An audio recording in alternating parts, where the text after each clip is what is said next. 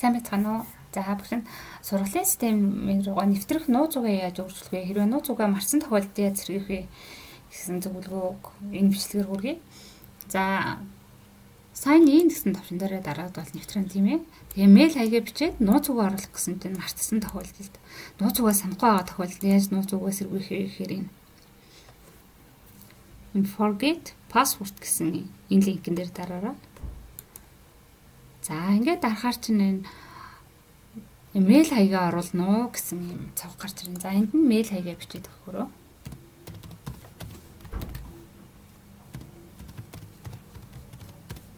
За ингээд биччихээд submit гэсэн товчон дээр дарна.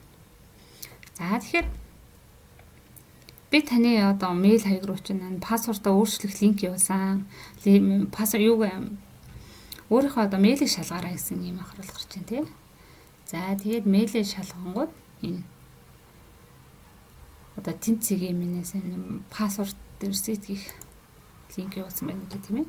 За тэгээд мэйл рүүгээ оронгууд чинь change my password гэсэн юм линк байгаа. За энэ дээр ингээд дараарай за.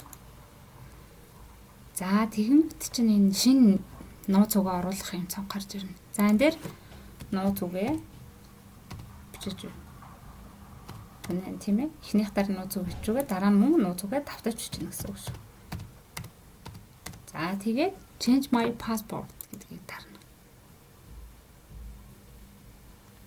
За ингээд орчих байна. Эсвэл ингээд нэвтэрч орсныхаа дараа ч юм уу эсвэл мартчихаар тийм пассворд зурвал захиа пассворд солиё гэж бодъё тийм ээ нууцгаа. Тэгвэл энэ одоо яг энэ логины чартлын логины өөрийн чинь профилийн энэ артталт нь энэ жижигхэн харсан байгаа. Тэн дээр дарангуут энэ my account гэж гарч ирж байгаа. За тэрний энэ passport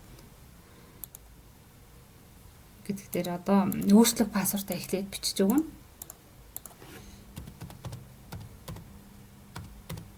За дараа нь дахиад өөрчлөх гэдэг нь шинэ пассворд байл гэсэн үг шүү дээ тийм ээ.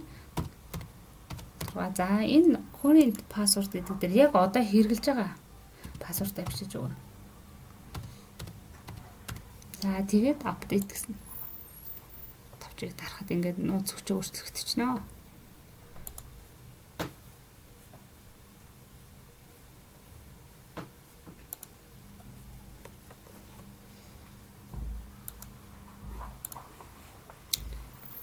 За та бүхэнд амжилт хүсье. Баяр таа.